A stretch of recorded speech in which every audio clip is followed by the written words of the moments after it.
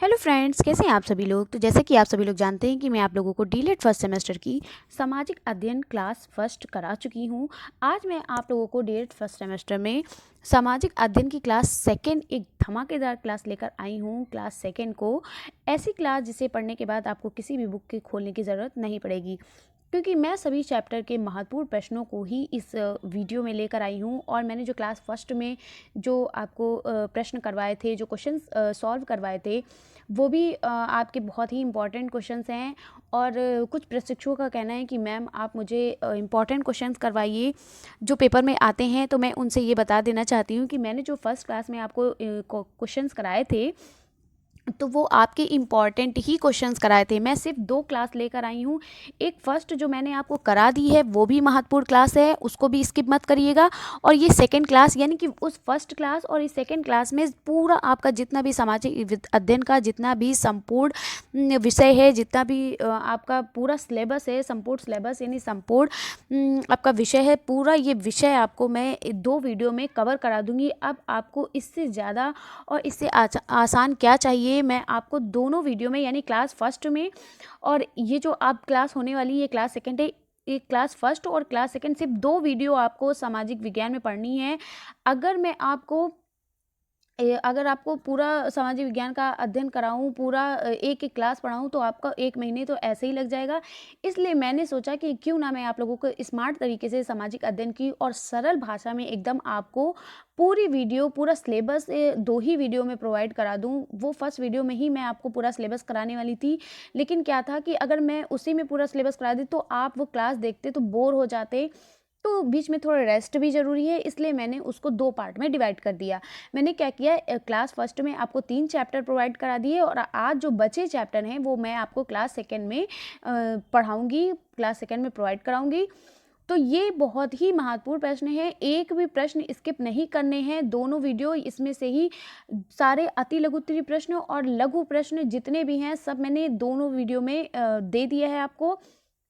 तो दोनों वीडियो आपको बिना स्किप किए पूरी देखनी है। और अब आप इस तरह के प्रश्न नहीं करेंगे कि मुझे महत्वपूर्ण प्रश्न चाहिए, तो यही आपके महत्वपूर्ण प्रश्न हैं और यही आप पढ़कर जाएंगे। और अगर इसके अलावा भी मुझे कुछ लगेगा कि हाँ कुछ आपका छूट गया है या कुछ भी इन दोनों वीडियो के बाद भी, तो इन वीडियो को चेक करने के बाद मैं आपको, अगर कोई भी क्वेश्चंस आपके छूट गए हैं, तो मैं आपके लिए वो भी वीडियो, अगली वीडियो भी बना दूंगी। और अगर मुझे ऐसा लगेगा कि मैंने सारे क्वेश्चंस आपके महत्वपूर्ण, वैसे तो मैंने सारे महत्वपूर्ण प्रश्न इसमें ऐड कर दिए हैं और प्रीवियस और क्वेश्चन के पेपर उठाकर भी मैंने उसमें से देखे तो सारे प्रश्न इसमें ऐड किए हुए हैं। तो यही आपके जो ये 2 वीडियो हैं यही आपके महत्वपूर्ण प्रश्नों की वीडियो हैं और ये टॉपिक वाइज आपकी वीडियो है और इसको बिना स्किप किए पूरा देखिएगा। और सिर्फ आपको 2 ही वीडियो सामाजिक विज्ञान में पढ़नी पड़ेंगी। तो चलिए शुरू करते हैं अब बिना टाइम वेस्ट किए और इन महत्वपूर्ण प्रश्नों को शुरू करते हैं। अब आज का चैप्टर 4 आपका जो है वो स्टार्ट होने वाला है और चैप्टर के साथ हर एक चैप्टर में जितने भी महत्वपूर्ण प्रश्न हैं उन सबको कराऊंगी मैं इस वीडियो में।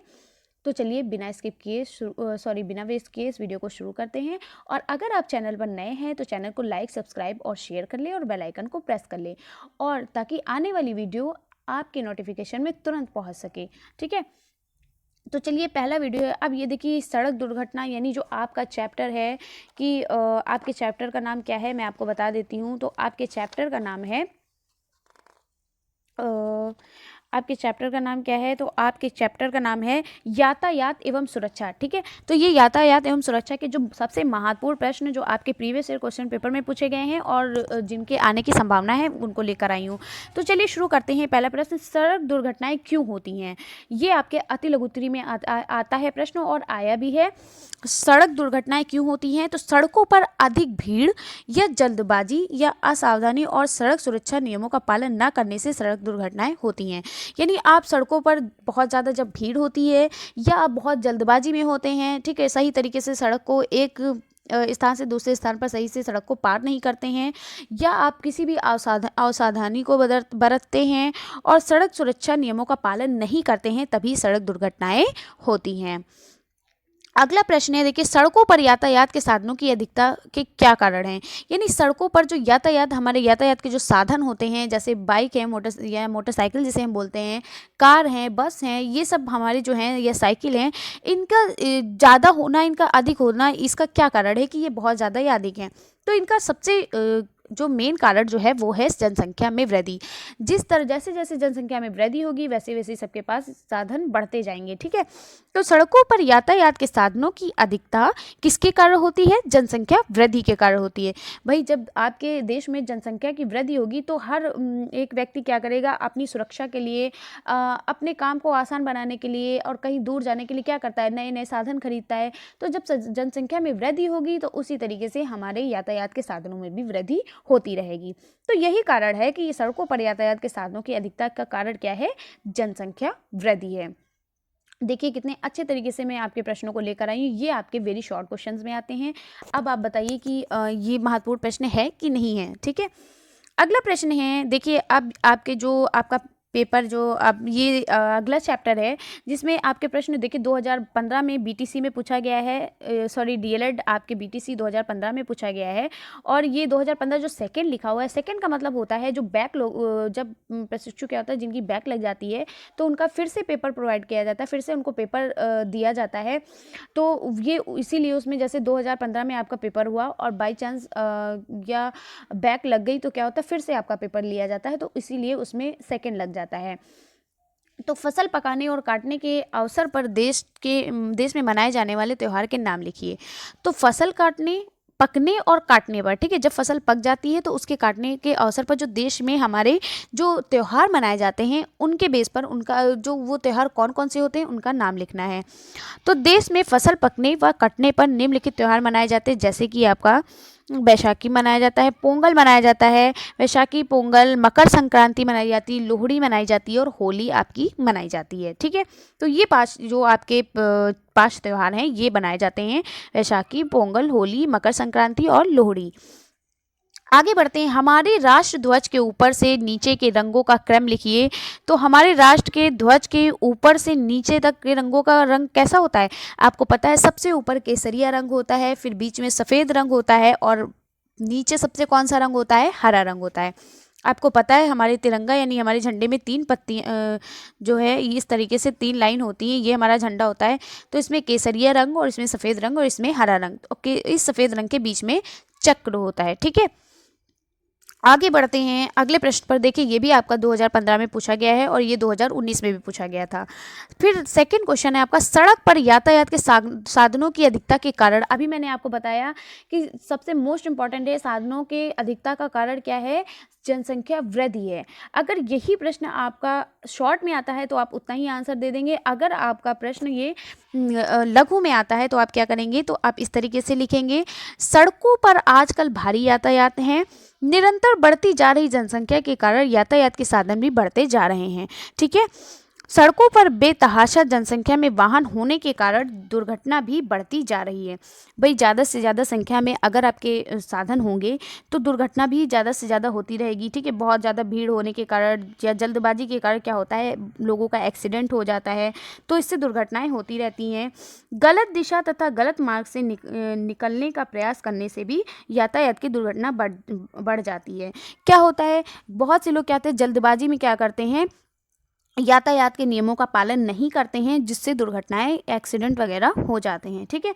तो यही कारण है कि सड़क पर यातायात के साधनों की अधिकता का यही कारण है। क्या कारण है? जनसंख्या वृद्धि, ठीक है। आगे बढ़ते हैं, देखिए 2016 में ये पूछा भी गया है। अब देखिए अगला प्रश्न है, नगर निगम के कार्यों का वर्णन कीजिए। देखिए मुझे जो मैंने आपसे कहा ना कि मैं जब भी आपके सामने कोई प्रश्न लाती हूँ तो वो महत्वपूर्ण प्रश्नों को लेकर आती हूँ, जैसे कि आपके राजन सीरीज़, पवन सीरीज़ और एससीईआरटी बुक, और मैं 6 to 8th क्लास की जो एससीईआरटी बुक है उनसे लेकर आती हूँ, क्योंकि इसमें बहुत इजी लैंग्वेज में लिखा होता है और बहुत सटीक आपकी परिभाषा या उत्तर होता है, बहुत सटीक उत्तर होता है। तो देखिए ये प्रश्न मैं लेकर आई थी, ये आपके राजन सीरीज़ और पवन सीरीज़ के हैं, क्योंकि जब मैंने देखा तो उसमें ये प्रश्न बहुत अच्छे लगे मुझे, तो मैं ये भी लेकर आई हूँ। इंपॉर्टेंट प्रश्न है और इजी यानी एक सरल भाषा में थे और एकदम सटीक आंसर जो पूछा वही आंसर था। इसलिए मैं ये अपने अलग से मैंने नोट्स से नहीं देखा, मुझे राजन सीरीज़ पवन सीरीज़ में अच्छे लगे तो मैंने उन्हीं से इसे ऐड कर लिया। ठीक है, तो अब आपको यकीन हो गया होगा कि मैं सभी एससीईआरटी बुक और राजन सीरीज़, पवन सीरीज़ और 6 to 8 क्लास की बुक, इन सारी इतनी सारी बुकों से आपको नोट्स देती हूँ। अगला प्रश्न है, नगर निगम के कार्यों का वर्णन कीजिए। या इस तरह से पूछा जा सकता है कि नगर निगम का गठन तथा उसके कार्य बताइए। ये बीटीसी 2017 में पूछा गया था। तो चलिए देखते हैं नगर निगम का गठन कैसे हुआ। तो जिन नगरों को महानगरों का दर्जा दिया जाता है वहाँ नगर निगम का गठन होता है। यानी जो नगर जो होते हैं उनको महानगर का दर्जा दे दिया जाता है, महानगर का स्थान दे दिया जाता है, तो वहाँ नगर निगम का गठन होता है। संपूर्ण महानगर को जनसंख्या के अनुपात में वार्डों में विभक्त कर दिया जाता है। प्रत्येक वार्ड में एक सदस्य यानी सभासद का चयन किया जाता है। अनुसूचित जनजातियों को भी जनसंख्या के आधार पर आरक्षण प्रदान किया जाता है। इसके अलावा लोकसभा तथा राज्य विधानसभा के वे सदस्य जो नगर निगम की सीमा में आंशिक या पूर्ण रूप से आते हैं वे भी नगर निगम के पदेन सदस्य होते हैं।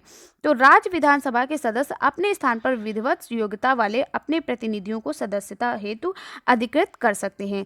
यानी ये बताया गया है कि नगर निगम के गठन में क्या बताया गया, जो हमारे नगर होते हैं उनको महानगर का स्थान दे दिया जाता है, उनको महानगर का दर्जा दे दिया जाता है, और इसमें जो हमारे जो जनसंख्या का जो अनुपात है उनको हम वार्डों में विभक्त कर देते हैं, जो वार्ड होते हैं उनमें हम डिवाइड कर देते हैं। और इसमें क्या करते हैं, इसमें हम जो हमारे जो जनसंख्या में जो हमारे क्या बोलते हैं जो और जनजाति, अनुसूचित जनजाति और जनजाति के लोग, ठीक है, अनुसूचित जाति जनजातियों के लोग जो होते हैं उनको भी इसमें ऐड कर लिया जाता है, उनको भी इसमें शामिल किया जाता है। ठीक है, तो आगे बढ़ते हैं नगर निगम के कार्य, यानी नगर निगम का क्या काम होता है। तो नगर निगम के दो काम होते हैं, एक अनिवार्य कार्य और दूसरा ऐच्छिक कार्य। क्या होते हैं, अनिवार्य कार्य और दूसरा ऐच्छिक कार्य। अब जानते हैं कि अनिवार्य कार्य होता क्या है, तो चलिए देखते हैं। तो पहला पॉइंट है, नगर निगम का प्रमुख कार्य प्राथमिक शिक्षा की व्यवस्था करना है। यानी नगर निगम का सबसे महत्वपूर्ण कार्य क्या होता है, प्राथमिक शिक्षा की व्यवस्था करना। ठीक है, नगर निगम प्राथमिक तथा उच्च प्राथमिक विद्यालयों की स्थापना कर शिक्षा की व्यवस्था करता है। यानी नगर निगम का काम होता है कि प्राइमरी और अपर प्राइमरी लेवल के विद्यालय में या कॉलेज में या स्कूलों में क्या करना, स्कूलों की स्थापना करना और स्थापना कर शिक्षा की व्यवस्था करना। दूसरा पॉइंट है, नगर निगम का दूसरा प्रमुख कार्य यानी दूसरा जो महत्वपूर्ण कार्य होता है वो नगर की सुरक्षा होता है। भाई नगर की स्वच्छता या सुरक्षा नहीं होगी तो हमारा नगर क्या होगा, असुरक्षित रहेगा। हेतु कानून बनाना व उनका पालन कराना। यानी नगर निगम का जो दूसरा प्रमुख कार्य होता है वो नगर की स्वच्छता के लिए कानून बनाना और उनका पालन कराना है। सार्वजनिक स्थानों तथा सड़कों की सफाई की व्यवस्था करना नगर निगम का अनिवार्य एवं प्रमुख कार्य है। सफाई की व्यवस्था में क्या करना, सफाई की व्यवस्था में कारखानों या घरों या के सार्वजनिक शौचालयों और मूत्रालयों आदि की व्यवस्था करना है। थर्ड आपका पॉइंट है, नगर निगम का तीसरा और सबसे महत्वपूर्ण काम होता है जन स्वास्थ्य हेतु चिकित्सकों एवं चिकित्सालयों का प्रबंधन करना है। ठीक है, जो चिकित्सकों एवं चिकित्सालयों का प्रबंधन करना होता है किसके लिए, जन स्वास्थ्य के लिए, यानी अच्छी स्वास्थ्य के लिए, यानी कि लोगों के अच्छे स्वास्थ्य के लिए क्या करते हैं, अच्छे अच्छे अस्पताल खुलवाते हैं। फिर क्या है, नगर में शुद्ध पेयजल की आपूर्ति करना, यानी शुद्ध यानी अच्छे या शुद्ध पेयजल, पीने योग्य पानी, पेयजल मतलब पीने योग्य पानी की आपूर्ति करना भी नगर निगम का काम है।